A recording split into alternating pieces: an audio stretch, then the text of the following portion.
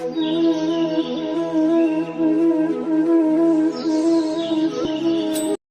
Hey guys, আজকে রান্না হতে চলেছে মটনের কিমা কষা।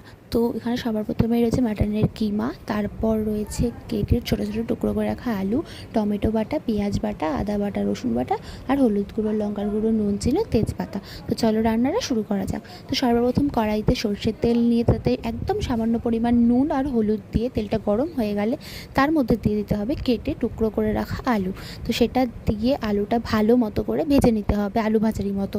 তো ভেজে নিয়ে তারপরে রান্নায় দিতে হবে। তো তাই জন্য এটা ভাজা হচ্ছে। তো তোমাদের ভিডিওটা ভালো লাগলে অবশ্যই লাইক, কমেন্ট, শেয়ার এবং চ্যানেলটাকে সাবস্ক্রাইব করে দিও। মাটন কষা তোমাদেরকে দেখানো হয়েছিল, বাট এই কিমা তরকারিটা তোমাদের দেখানোই হয়নি। তো আজকে ভাবলাম তোমাদের সাথে শেয়ার করা যাক। এদিকে কথা বলতে বলতে আলুটা ভাজাও হয়ে গেছে, প্রায়ই ভাজা হয়ে গেছে। তো এরপর একটা জায়গার মধ্যে এই ভাজা আলুটাকে তুলে নিতে হবে, তুলে সাইড করে রাখতে হবে। তো তোমরা দেখতে থাকো আর সঙ্গে থাকো আর আমাদের সাথে থাকো।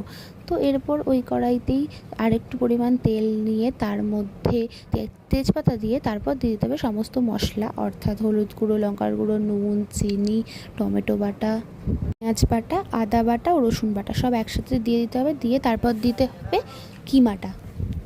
তো কিমাটা দিয়ে ভালো মতো ওই মশলাটার সাথে মিশিয়ে নিতে হবে, যাতে মশলাটা কিমার ওপর নিচ সব জায়গায় লেগে যায়। তো দেখতেই পাচ্ছ, দিয়ে তারপর দিয়ে দেবো